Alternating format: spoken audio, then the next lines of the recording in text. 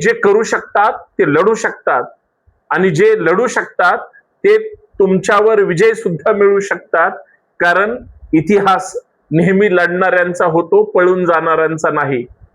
अरे ज्यांचा कशातच सहभाग नाही, या देशाशी स्वातंत्र्य चळवळ लढली गेली, त्याच्यात जे हुतात्मे झाले, जे खरे स्वातंत्र्यवीर आहेत, त्या लढणाऱ्यांमध्ये सुद्धा तुम्ही नाही, तर तुम्ही सेटलमेंट करणाऱ्यांमध्ये आहात. या महाराष्ट्राचा इतिहास आहे, संयुक्त महाराष्ट्र चळवळीचा इतिहास आहे. जे जे लढले ते हुतात्मे ते झाले, आजही इतिहास त्यांचं नाव घेतं. स्वराज्य मिळवण्यासाठी सुद्धा मावळ्यांनी स्वतःचं रक्त सांडलं, तेव्हा इतिहास घडला.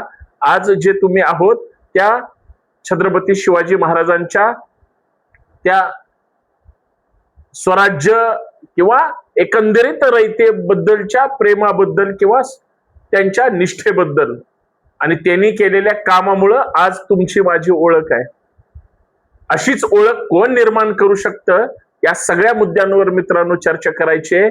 एखाद्याला पप्पू म्हणून हिणवणं, एखाद्याला डॉमिनेट करणं किंवा एखाद्याला सतत घालून पाडून त्या ठिकाणी त्याचं अस्तित्व संपवण्याचा प्रयत्न केला. जो ज्याचं अस्तित्व संपवतो तो एक दिवस स्वतः पेटून उठून तुमचं सुद्धा अस्तित्व संपुष्टात आणू शकतो. यालाच संघर्षशील नेता म्हणतात. मला असं वाटतं पप्पू म्हणून ज्याला हिणवलं जायचं, या मुद्द्यांवर चर्चा करूया. विषय तुमच्या लक्षात आलेला आहे.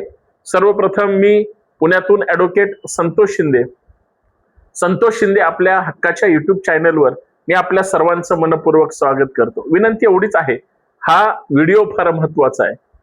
झोपलेल्याला जाग करणं, सोंग घेतलेल्याला नाही, झोपलेल्यांना जाग करणं, जे जागेत त्यांना उठायला लावणं, जे उठलेले आहेत त्यांना उभं राहायला सांगणं आणि जे उभे आहेत त्यांना चालायला सांगणं आणि जे चालतायत त्यांना पळायला लावणं, यालाच वैचारिक परिवर्तन म्हणतात.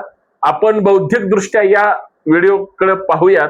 आपल्याला कुणाही वरही राजकीय टीका करायची नाही आणि मी ॲडव्होकेट संतोष शिंदे मी कधीही कुणाचं समर्थन करत नाही, करणार सुद्धा नाही.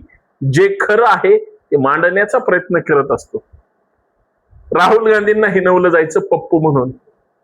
मी रोज विचार करायचो की हा एवढा मोठा नेता आहे, गांधी घराण्यातला व्यक्ती काय साधा नाही, तुमच्या माझ्या म्हणजे गावातला किंवा तालुक्यातला व्यक्ती नाही, तरी सुद्धा त्या व्यक्तीला, त्या घराण्याला आणि त्या पक्षाला डॉमिनेट करण्यासाठी एक पुडी सोडली की हा पप्पू आहे.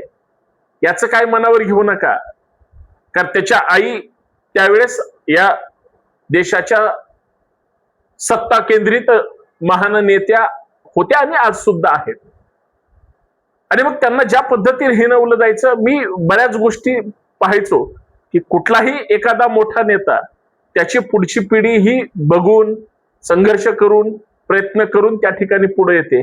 आयतं कुणालाच मिळत नाही आणि जे आयतं स्वीकारतात ते कधीच इतिहास घडू शकत नाही. पण त्या पप्पूला, राहुल गांधींना ज्यांनी डॉमिनेट करण्याचा प्रयत्न केला, ज्यांना म्हणजे राहुल गांधी जर मोठा नेता झाला तर आपलं काहीच खरं नाही.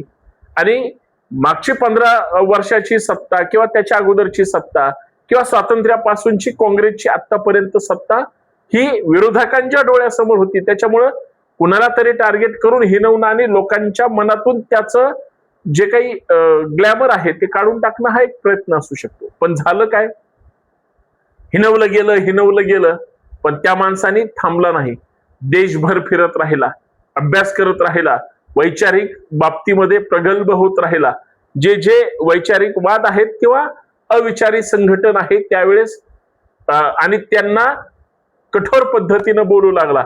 आपली जी सेक्युलर आयडिओलॉजी आहे, आपली जी धर्मनिरपेक्ष विचारधारा आहे आणि आपला जो समाजवादी विचार आहे, खरं तर राष्ट्रहितासाठी तो फार महत्वाचा आहे हे सांगण्याचा कदाचित काँग्रेसच्या लोकांनी आणि मग जे काही पुरोगामी असतात त्या सगळ्या लोकांनी मांडण्याचा आतापर्यंत प्रयत्न केला.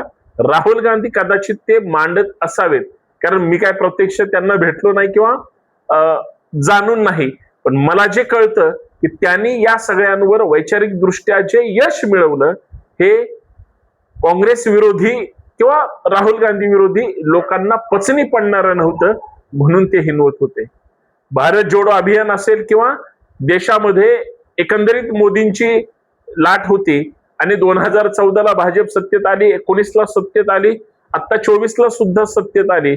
पण पहिले दोन जे भारतीय जनता पार्टीचे सत्तेतले विजय आहेत हे एक हाती होते. मात्र तिसरा जो आता 2024चा आहे तो खर तर मोदी सरकारचा किंवा मोदींचा सुद्धा निसटता विजय आहे आणि दुसऱ्या अर्थाने निसटता पराभव सुद्धा झाला असता हे वेगळं सांगायची गरज नाही.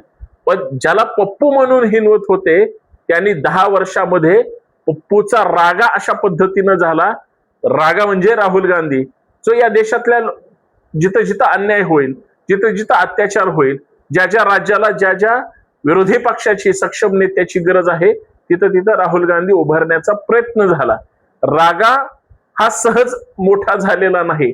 लोकांना सुद्धा कळलं की या देशात जर सक्षम राष्ट्रीय पक्ष जर कुठला सेक्युलर आयडियोलॉजीचा जर असला पाहिजे किंवा उभा राहिला पाहिजे तर तो म्हणजे काँग्रेस. मधल्या काळामध्ये ज्यावेळेस मोदींची लाट होती त्या दरम्यानच्या काळामध्ये इतके सगळे त्यांच्यावर आघात होत असायचे. काँग्रेसला भले भले मोठे नेते सोडून गेले. तुम्ही महाराष्ट्राचंच उदाहरण घेतलं तर प्रत्येक तालुक्यातले आणि जिल्ह्यातले जे सरंजाम मोठे मोठे नेते होते, जे परंपरेने काँग्रेसशी जोडले गेलेले होते, ते फक्त आपण सत्तेत राहणार नाही या भीतीपोटी आणि लालसेपोटी काँग्रेसचे नेते हे भारतीय जनता पार्टी किंवा अन्य पक्षांमध्ये गेले. म्हणजे ते त्यांच्या स्वार्थासाठी गेले हे उघड आहे. त्यांच्या पाठीमागं दुसऱ्या चौकशांचा सुद्धा भुंगा होता, राहुल गांधींच्या सुद्धा होता. राहुल गांधींना कुठल्या कचाट्यात पकडलं नाही. त्यांनी RSS वर प्रहार केला, त्यांच्यावर गुन्हा दाखल झाला, त्यांच्यावर गुजरातमध्ये केस चालवली गेली, खासदारकी रद्द झाली. म्हणजे राहुल गांधी सुद्धा काही सहज नाही. अहो ज्यावेळेस 14ला सत्ता गेली आणि ते ज्या सरकारी बंगल्यात राहायचे याच मोदी सरकारने त्यांना खाली करायला सुद्धा लावला. पण तो माणूस थांबला नाही, रडला नाही किंवा आहे माझा आता भरपूर, मी काय आता राजकारणात काहीच करणार नाही, वैयक्तिकरित्या पासून सगळ्या टीका झाल्या, पण तो माणूस थांबण्याचं नाव सुद्धा घेतलं नाही. आज मी तिला ज्या पद्धतीनं या देशात विद्यार्थ्यांचं आंदोलन झालं, त्यांना लक्षात आलं की आपल्याला परत तरुणांकडे जावं लागेल. याच्या अगोदर सुद्धा काँग्रेस असेल, भाजप असेल, सगळेच राजकीय पक्ष लोकांना काय अपेक्षित आहे, लोकांना कुठली टॅगलाईन चालेल, लोक आपल्यावर कसा विश्वास ठेवेल, कुठलाही पक्ष कुठलाही नेता याचा जास्त विचार करतो. आणि त्या दृष्टिकोनातून पक्षाच्या नेत्यांनी जर याच्यावर भरपूर काम केलं तर मला असं वाटतं ते यश मिळवतात. आणि हे सूत्र भाजप काँग्रेस सगळ्या लोकांनी हे केलं. भाजप सत्तेत आहे म्हणून मी राहुल गांधीचं कौतुक करतोय, डोक्यातून काढून टाका. राहुल गांधी म्हणजे विश्वगुरु असणाऱ्या आणि जगभर ज्यांचं नाव आणि पक्षाचा विस्तार असणाऱ्या नेत्यांच्या आणि पक्षाच्या आणि सत्तेच्या विरोधात लढतायत, याला फार प्रमाण आहे, याला फार महत्व आहे. 2014ला विरोधी पक्षच नेता नव्हता. 19ची थोडीफार परिस्थिती तुमच्या लक्षात आहे, पण 24ला ज्या पद्धतीनं म्हणजे आता या लोकसभेच्या निवडणुकीत राहुल गांधींनी ज्या पद्धतीनं लोकसभेचं विरोधी पक्ष नेते पद भूषवलंय, प्रधानमंत्री देशाचे किंवा गृहमंत्री देशाचे किंवा इतर मंत्री सभागृहात हजरच राहायला तयार नाही, काय प्रश्नाचे उत्तर देऊ शकत नाहीत. प्रश्नच असे विचारले जातात, गदारोळच असा केला जातो. देशाच्या लोकांची मनं जिंकली आणि आता विद्यार्थ्यांचं आंदोलन झाल्यानंतर परत एकदा देशव्यापी त्यांनी कॅम्पेनिंग सुरू केलंय. म्हणजे जे पप्पू म्हणून हिनवत होते ते रागापर्यंत आले आणि पप्पूचा कधी पप्पा झाला हे कुणालाही कळालं नाही. हे वास्तव आहे असं मला त्या ठिकाणी ठणकावून सांगावं लागेल. आणि कदाचित मला असं वाटतं हा व्हिडिओ फक्त राहुल गांधींची उदाहरणं दिली किंवा त्यांचं नाव घेतलं म्हणून त्यांच्यासाठी आहे असं जर कुणाला वाटत असेल तर ठीक आहे, 10-20% समजून घ्या. पण मी जे 70-80% सांगितलंय, कुठलाही एखादा नेता एखाद्या पराभवाने किंवा एखाद्या धक्क्याने किंवा त्यांना संधीच मिळत नाही म्हणून तो जर थांबलेला असेल तर त्यांनी या सगळ्या गोष्टी समजून घेतल्या पाहिजे.